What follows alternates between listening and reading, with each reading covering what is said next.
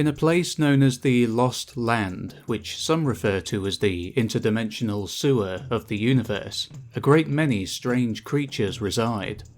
They come from every corner of time and space, and can be transported to the Lost Land randomly through portals or tears in reality. Humans reside here, as do several other species recognisable to us. These include creatures such as birds, fish, deer, monkeys, and wild boar. There are also those who come from our world, but from a different time. Dimetrodons, Triceratops, and Raptors also live in the Lost Land, transported here from the prehistoric age. Giant insects, such as beetles and dragonflies, can also be seen. Whether they were brought to the Lost Land from prehistoric Earth or some other place is unknown. In this video, we'll be taking a look at the monstrous beings that are found in the Lost Land of the Turok universe. This video will be focusing on the first game in the series, Turok Dinosaur Hunter, released on the Nintendo 64 back in 1997, and fairly soon I plan on making videos about the biology of the sequels as well. But before we get into it, I'd like to ask that you please become a patron, as making these videos takes a lot of time and effort, and your support would be much appreciated. You can also become a member of my channel here on YouTube for just $1.99 a month, or you can buy some merch.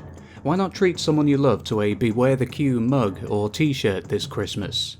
Anyway, that's enough shilling for one video. Let's get into it. So, what better way to do this than to talk about the strange and scary creatures of Turok in alphabetical order? That would make the alien infantry first. They have large silver-armoured upper bodies and green inverted lower limbs with a clear insectoid appearance. The grey-silver helmets that they wear leave their true physical appearance unknown, and it is a mystery as to whether they use it to protect against attacks or to protect themselves from alien environments and atmospheres. There is a built-in jetpack within their armour, which they use to ambush the enemy, and, if cornered or they lose the upper hand in a fight, it provides them with a quick escape. Their lower bodies are covered in green skin and scales. They're not particularly muscular, but they do seem to possess some sort of musculature on their small frames. Next up are the ancient warriors. These are tall humans that are painted head to toe with a design that resembles a human skeleton.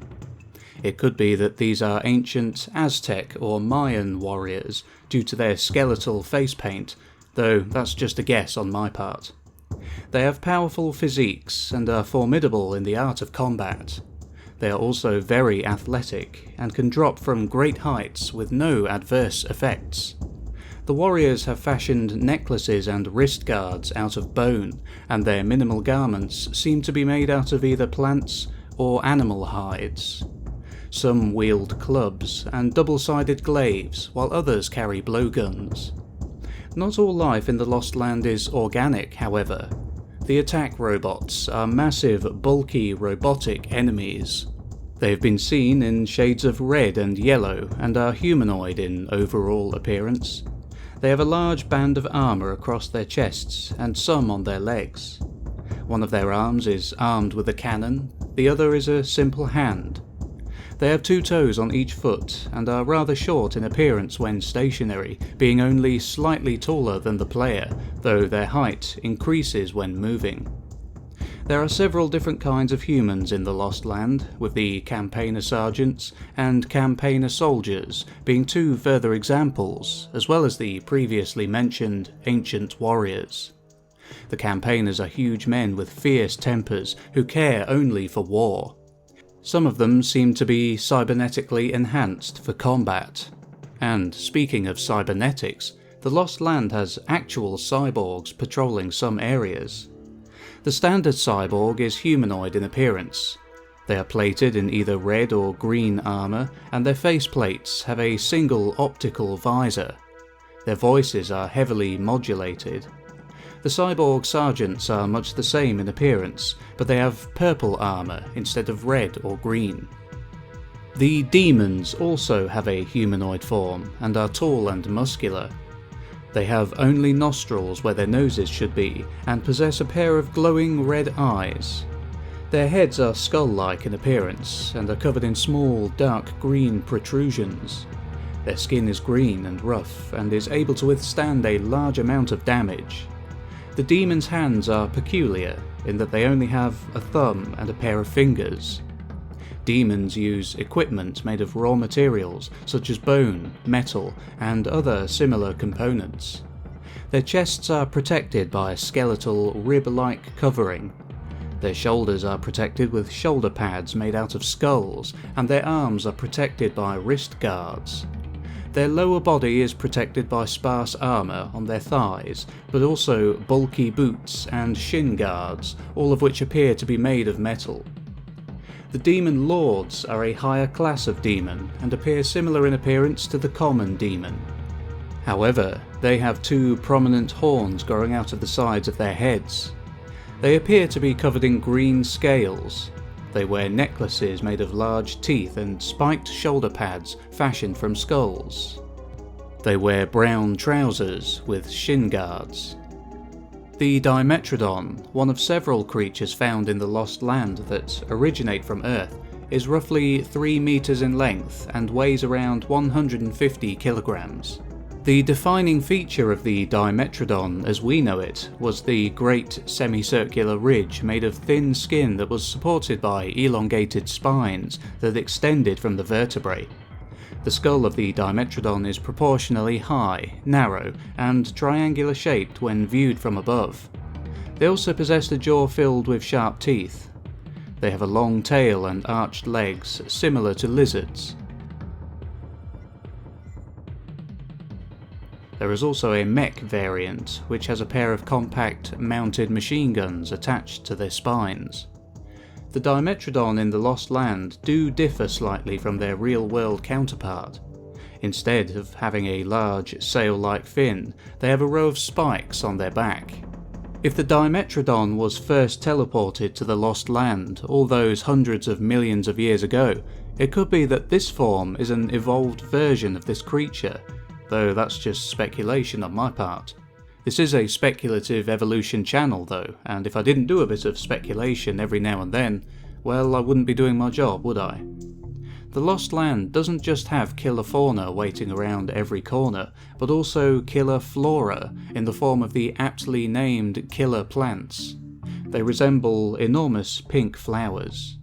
Upon close examination, however, their petals are revealed to be lined with razor-sharp teeth.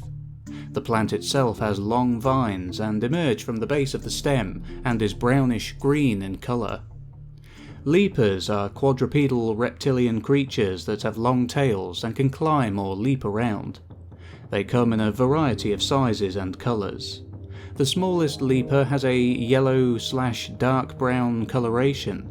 The larger leaper has a yellowish-brown coloration with red eyes, and the adult has a brown-red coloration. Another variant of the larger leaper is entirely black with white eyes. All variants of leaper have large limbs and sharp claws on their feet. The Purlin are ancient creatures that have lived in the Lost Land for generations. While not the brightest of beings, they make up for their lack of intelligence with sheer brute force. Purlin are creatures with the appearance of a gorilla. Their height varies, and their mass is bulky, requiring them to move with a knuckle-walking movement. They possess lizard-like eyes and 3 fingers on each hand. Their backs are covered with scales. They also have 2 skin coloration variants, green with yellow undertones and dark green with brown. The raptors are bipedal dinosaurs that have been modified with robotic implants, turning them into bionosaurs, giving them more intelligence and making them more vicious and deadly. They have yellow eyes with no pupils. They have, at their disposal, sharp fangs, large claws, and a pair of curved claws on their second toes. They also have a large metal horn that is located on top of their maxilla. These raptors have 2 types of coloration, brown and grey. They came to the Lost Land, like other dinosaurs, from Earth. These dinos also come as an upgraded mech version, equipped with higher intelligence and a deadly plasma cannon.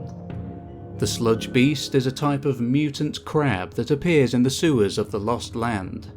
This creature resembles a slug-crab hybrid, showing crustacean and land slug characteristics. Whether this is an evolved version of an earth crab or an alien creature that slightly resembles a crab is unknown. Its primary body colours are a deep sickly green and some brown, which covers its face and parts of its body. They have long, large arms with pincers and can be seen holding their claws above their heads quite often. Their eyes are reddish yellow. The subterraneans are giant sandworms. They have two large pincer-tipped arms used to slash at opponents, and two pairs of smaller clawed arms underneath. The only defining characteristic on what passes for their heads is a gaping mouth that splits into 4 jaws. Their carapaces are a greenish tan and brown, while their belly is greyish. And lastly we have the Triceratops. Everyone knows what a Triceratops looks like, and in the Lost Land they're basically what you'd expect. They're bulky and quadrupedal. They have 3 horns on their heavily armoured faces. They're green in colour and are able to be tamed, as they are usually seen with a human riding them.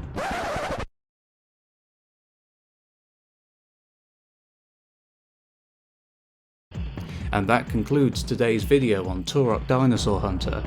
There are, however, many more strange beings that inhabit the Lost Land, though they don't make their appearances until later games. But I will be talking about them one day in an upcoming video. Now, with all that said, I would like to say a big thank you to all of you for watching. I know I haven't really been uploading very often recently. This was due to a number of factors. However, I can promise you that this will be changing within the next few weeks, and starting after Christmas, I will be uploading videos much more regularly. And also, a special thank you goes out to my members and patrons for their continued support. And if you want to support the channel by becoming a member or a patron yourself, the links can be found in the description. This has been Beware the Q, and I'll catch you in the next video. Take care.